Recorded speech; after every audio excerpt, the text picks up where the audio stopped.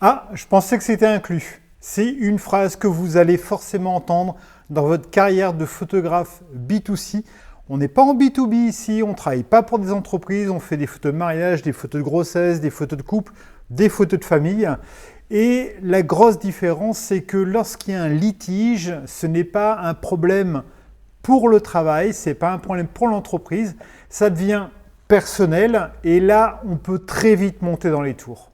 Dans la vidéo précédente, je vous expliquais comment je structure mes devis et mes conditions générales de vente pour éviter d'avoir des problèmes, pour que tout se passe correctement avec mes clients.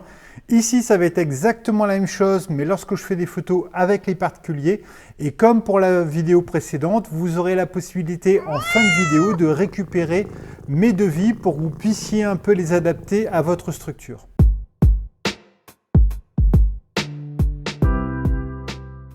Un point sur lequel j'insiste énormément, c'est la livraison des photos.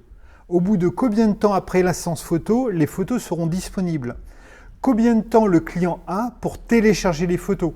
Combien de temps je vais conserver les photos?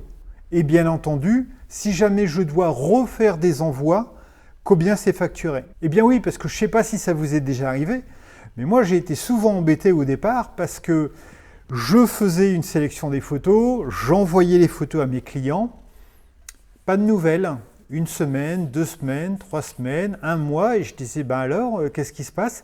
Ah non, on n'a pas eu le temps de les télécharger, est-ce que vous pouvez nous les renvoyer?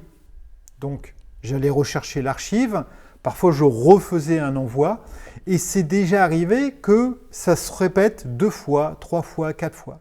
Donc maintenant, je précise bien que les clients ont un certain temps pour télécharger les photos, et que si ça se renouvelle trop souvent, ce sera payant. De la même façon, souvent les clients ont tendance à croire que vous êtes le disque dur de la famille. C'est-à-dire que les photos ont été choisies, les photos ont été envoyées, et par contre, parfois ils vont vous contacter 6 mois, 1 an, 2 ans plus tard en disant « on aimerait bien récupérer à nouveau les photos parce que notre disque dur a craché ». Et en fait, il faut bien préciser à vos clients que vous ne conservez pas les photos ad vitam aeternam. Ça doit être indiqué dans vos CGV parce que bien entendu, si jamais vous-même vous avez un problème de stockage, ben, vous vous êtes engagé pour les livrer tout le temps. Alors que si dans vos CGV vous dites les photos je les conserve 6 mois et après je les conserve plus, non seulement ça vous protège en cas de crash, mais également j'ose imaginer que vous ne conservez pas toutes les photos de tous vos clients depuis le début, parce que dans ce cas-là, vous avez un sacré budget disque dur.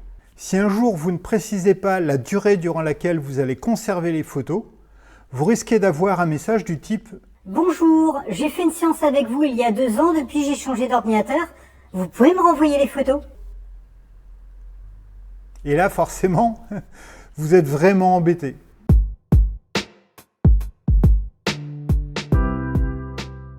Deuxième point important que je précise toujours, c'est le cas de force majeure. Que se passe-t-il si jamais vous ne pouvez pas faire une prestation? Vous avez eu un accident, vous avez volé votre matériel ou vous êtes malade. Je précise toujours qu'en cas de force majeure, si jamais le client a avancé le prix de la prestation, dans ce cas-là, ce prix sera remboursé, mais sans avoir de dommages et intérêts. Autre solution, je dis également que je propose à mon client de trouver un collègue de niveau équivalent qui pourra effectuer la prestation à ma place. Ça, je pense que c'est quelque chose d'important parce que ce n'est pas que pour vous protéger, ça montre aussi dans le devis que si jamais il y a un souci, vous pouvez essayer de trouver une solution. Et le client n'est pas dépourvu en se disant « mince, mon photographe est malade, c'est foutu, je n'aurai pas ma prestation ». Je pense que c'est vraiment une clause qui est vraiment intéressante parce qu'elle permet à la fois, bien entendu, de vous protéger, mais surtout de montrer à votre client que vous essayez de faire au mieux.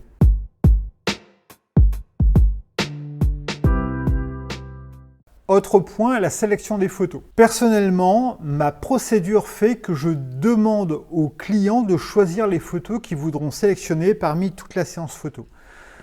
Le souci, c'est que parfois le client ne sélectionne pas les photos. Je vous en ai parlé lors de ma dernière vidéo sur les devis B2B.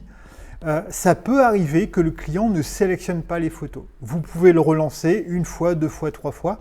Que se passe-t-il s'il ne vous répond jamais? Ça, je l'ai ajouté dans ma clause parce que, anecdote, j'ai eu le cas lors d'un baptême. J'ai été payé pour la prestation. Je suis venu, j'ai fait les photos, j'ai envoyé les photos pour choix, la cliente était ravie, puis de nouvelles. J'envoie un mail, 2 mails, 3e mail, elle me répond « Oui, on a vu, on va essayer de sélectionner, on n'a pas trop le temps ». Il y a quand même 2-3 mois qui étaient passés. Je renvoie encore un mail, je téléphone, elle me dit « Oui, on va sélectionner ». Et depuis, plus de nouvelles. Donc je suis vraiment embêté. Heureusement, grâce à cette clause, maintenant, je suis protégé parce que si jamais, dans un temps imparti, avec un certain nombre de relances, le client n'a pas choisi les photos, je le fais à sa place. D'ailleurs, dites-moi si ça vous intéresse de connaître mon processus, savoir comment je m'organise, comment je gère ma séance photo, surtout mon flux de travail, ma relation avec le client, pour déterminer ce que j'envoie, comment j'envoie, pourquoi, par exemple, j'envoie toujours toutes mes photos au client et que c'est le client qui choisit. Sincèrement, avant, je ne faisais pas ça. Avant, je sélectionnais pour le client. Et depuis, je peux vous avouer que c'est beaucoup plus simple pour moi. Je gagne beaucoup plus d'argent et tout le monde est content.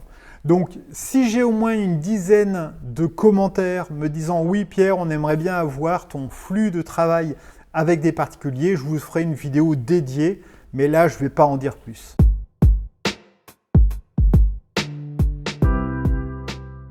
Alors, la notion de temps. Une chose qui arrive très souvent lorsque vous travaillez avec un groupe important ou lorsque vous travaillez avec des familles, avec des enfants en bas âge. Pour les groupes, il y a souvent des gens qui arrivent en retard. Ils ne sont pas très ponctuels. Pour les enfants en bas âge, il y a le petit qui pleure et qu'il faut calmer, il faut prendre le temps pour le calmer. Il y a le petit qui se fait pipi dessus, donc il faut le changer. Il y a le nouveau-né qu'il faut allaiter. Et tout ça, ça prend un temps et c'est un point qui pourrait être conflictuel. Tout doit être prévu dans la durée, même les impondérables. Quand je propose une séance photo d'1 heure ou d'1 heure 30, ce temps comprend déjà les imprévus.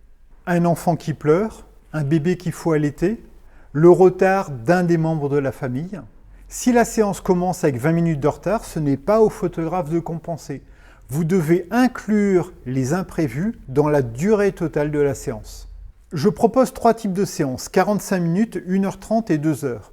Si je sais que j'ai une famille nombreuse, je vais systématiquement proposer par exemple 1 heure et demie en précisant bien, attention, sur un groupe de 18 ou 20 personnes, on aura certainement des retardataires.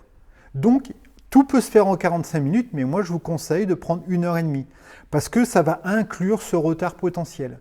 Si vous voulez faire des changements de tenue, cela va prendre du temps. Je vous conseille plutôt le 1 heure 30. De la même façon, si j'ai des familles avec des enfants en bas âge, je leur conseille toujours 45 minutes c'est faisable, mais si vous prenez 1 heure 30, on aura le temps, si jamais le bébé arrive et qu'il est en train de faire sa sieste, de ne pas le réveiller.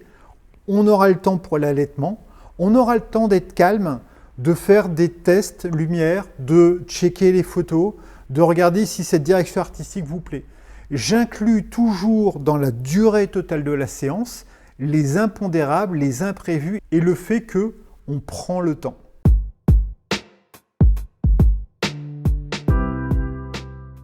Alors, pour les mariages, j'ai un contrat bien spécifique avec au moins 3 points que je développe.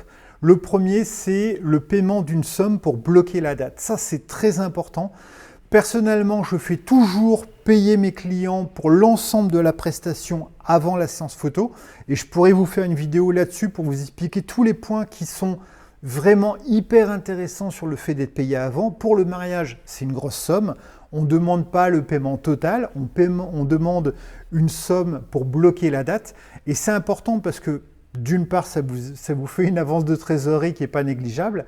D'autre part, ça bloque la date. Si jamais les mariés trouvent un autre photographe qui va être peut-être moins cher, ils ne peuvent pas vous dégager pour dire « non, on prend quelqu'un d'autre ». On a bloqué la date. Si jamais on annule votre prestation 1 an à l'avance, 6 mois à l'avance, 3 mois à l'avance ou une semaine avant, vous avez un prorata du temps qui vous reste pour la somme qu'on va devoir payer. Et ça, c'est vraiment important parce que vous pouvez très facilement avoir une date qui est hyper plébiscitée comme un fin juin ou un début septembre et au dernier moment, vous retrouvez 100 personnes parce que « Ah ben non, tout compte fait, on a décidé de changer de prestataire ». Il faut que cette somme soit bloquée et elle est due. quoi qu'il se passe. Deuxième chose, je demande toujours à ce que les mariés s'assurent de l'autorisation de prise de vue. Ça m'est déjà arrivé pendant un mariage. J'arrive à l'église avant tout le monde, je regarde un petit peu le lieu, tout ça. Je vois le prêtre, je vais me présenter. Bonjour, je suis le photographe officiel du mariage. J'espère que je vous gênerai le moins possible. Et le cher curé, sans broncher, me regarde en disant « Mais c'est pas compliqué, si je vous vois faire une seule photo, j'arrête de parler et je vous demande de sortir. » Là, je peux vous dire que durant la cérémonie, j'ai fait très attention de ne pas faire de bruit, de faire des photos discrètement. J'ai fait des photos au téléobjectif. J'avais tellement peur de me faire expulser par le curé. Maintenant, c'est fini. Je dis toujours dans les CGV, et bien entendu, je le dis à l'oral, assurez-vous que le curé soit d'accord pour que je fasse des photos. Si vous louez un lieu spécifique, on ne sait jamais, ça peut être un musée, ça peut être un château ou quoi que ce soit, assurez-vous qu'on ait l'autorisation de faire des photos dans certaines parties. Ce n'est pas au photographe de s'assurer du droit à l'image, de l'autorisation de faire des photos dans certains lieux, c'est aux mariés de s'assurer de ça. Parce que si vous ne mettez pas cette clause et que vous ne pouvez pas faire les photos, les mariés pourraient très bien vous dire « Mais attendez, les photos, c'est pas nous, c'est vous qui gérez ça ». De la même façon, une chose qui vous est forcément déjà arrivée si vous avez fait beaucoup de mariages, c'est à la fin de la cérémonie, lorsque vous avez, à la fin du mariage, lorsque vous avez rendu les photos, les gens vous disent « Oui, c'est quand même dommage parce que ma marraine Danielle, elle n'est pas en photo » ou « Ah, c'est dommage parce que en fait, mon grand-père, vous l'avez que de dos ». Et ça, c'est vraiment problématique et conflictuel. Je dis toujours aux mariés, lorsqu'il y a des gens importants, vous devez me les signaler. Je ne peux pas savoir si telle ou telle personne, c'est la femme d'un collègue de travail ou si c'est votre marraine.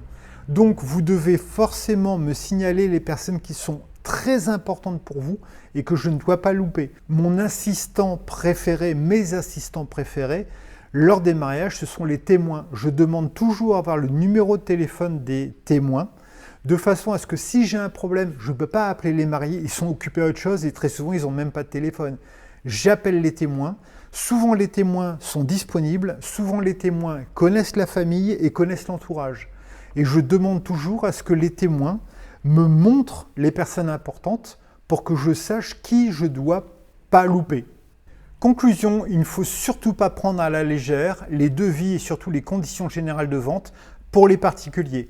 Alors oui, en effet, contrairement au B2B, les particuliers n'ont pas forcément accès facilement à un avocat, à des gens pour les défendre, mais à contrario d'un B2B où, si la photo n'est pas très bonne, à la limite, on peut la faire refaire, on peut s'arranger, on peut négocier, et puis en plus, entre nous, c'est pas mon argent, c'est l'argent de l'entreprise. En photo de particulier, le problème n'est pas que juridique. Ce ne sont pas des photos pour une entreprise. C'est des photos de mon mariage, des photos de ma grossesse, des photos de mes enfants.